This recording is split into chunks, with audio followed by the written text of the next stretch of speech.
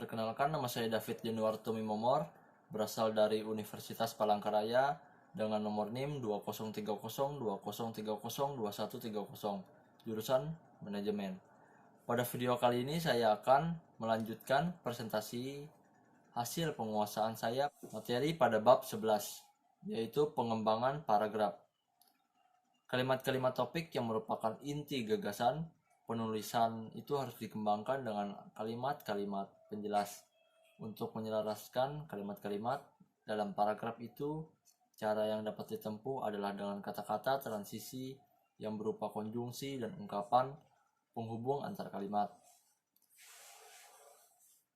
Ada pengulangan kata-kata kunci menggunakan kata ganti dan mendayagunakan keterpautan isi. Ada beberapa metode pengembangan paragraf. Di antaranya yang pertama ada kronologi. Dalam kronologi ini terdapat pengembangan paragraf atau alamiah yang disusun menurut susunan waktu. Selanjutnya ada ilustrasi. Pengembangan paragraf dengan ilustrasi digunakan dalam paragraf paparan untuk menyajikan suatu gambaran umum atau khusus tentang suatu prinsip atau konsep yang dianggap belum dipahami oleh pembaca. Pengembangan paragraf ini biasa digunakan oleh penulis yang ingin memaparkan sesuatu yang dilihatnya. Selanjutnya ada definisi.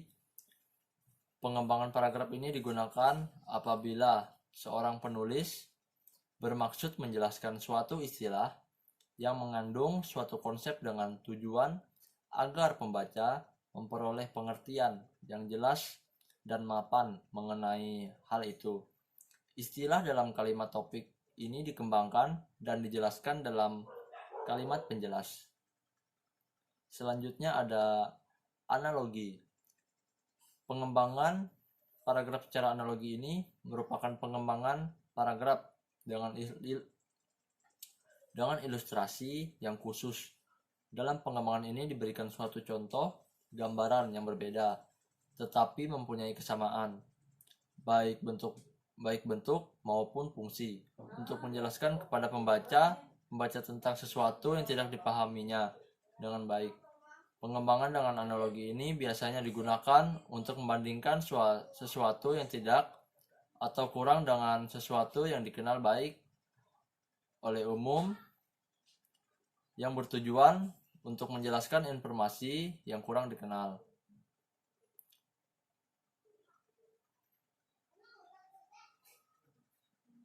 Selanjutnya ada pembandingan dan pengontrasan.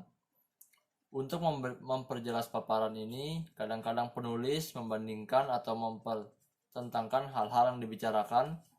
Penulis yang berusaha menunjukkan persamaan dan perbedaan antara dua hal. Yang dapat dibandingkan atau dipertentangkan adalah dua hal yang tingkatnya sama. Kedua hal itu mempunyai persamaan dan perbedaan atau pertentangan yang merupakan suatu cara yang digunakan pengarang untuk menunjukkan suatu kesamaan atau perbedaan antara dua orang, objek atau gagasan dengan bertolak dari segi-segi tertentu. Selanjutnya ada sebab akibat. Dalam pengembangan sebab akibat, hubungan kalimat ini dalam sebuah paragraf dapat berbentuk sebab akibat. Dalam perkembangan ini, sesuatu paragraf mungkin berupa satu sebab dengan banyak akibat atau banyak sebab. Dengan satu akibat, sebab dapat berfungsi sebagai pikiran utama dan akibat sebagai pikiran penjelas, atau dapat juga sebaliknya. Jika akibat merupakan pikiran utama, untuk dapat memahaminya perlu dikemukakan sejumlah penyebab sebagai perinciannya. Sebab akibat sebagai pikiran utama dapat ditempatkan pada bagian permulaan atau bagian akhir paragraf.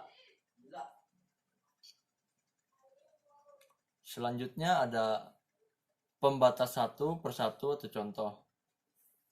Sebuah generalisasi yang terlalu umum sifatnya harus diuraikan dan penjelas. agar dapat memberikan penjelasan kepada pembaca. Kadang-kadang penulis memerlukan contoh-contoh yang konkret. Pengembangan paragraf dengan pembatas satu persatu atau contoh kalimat digunakan untuk memberikan penjelas kepada pembaca karena gagasan utama dalam kalimat topik masih dianggap terlalu umum sifatnya. Dan selanjutnya ada repetisi. Pengembangan paragraf ini dapat diulang secara sering, digunakan untuk mengingatkan kembali pada pokok gagasan dan menguatkan pokok bahasnya. Pokok bahasan yang dikemukakan pada awal paragraf diulangi pada akhir paragraf sebagai simpulan. Jadi jika kata atau gugus kata pada sebuah kalimat diulang, pada kalimat berikutnya pembaca diingatkan kepada informasi yang pernah dibacanya. Dalam pengembangan paragraf secara repetisi ini, semua pokok bahasan ditampilkan secara berulang-ulang pada kalimat berikutnya. Dan selanjutnya ada kombinasi. Dalam kombinasi ini terdapat paragraf yang dapat dilakukan dengan mengkombinasikan beberapa metode pengembangan. Metode ini dapat dilakukan dengan memadukan repetisi, terutama repetisi kata-kata kunci atau kata ganti dengan analogi. Sekian dari pembahasan saya.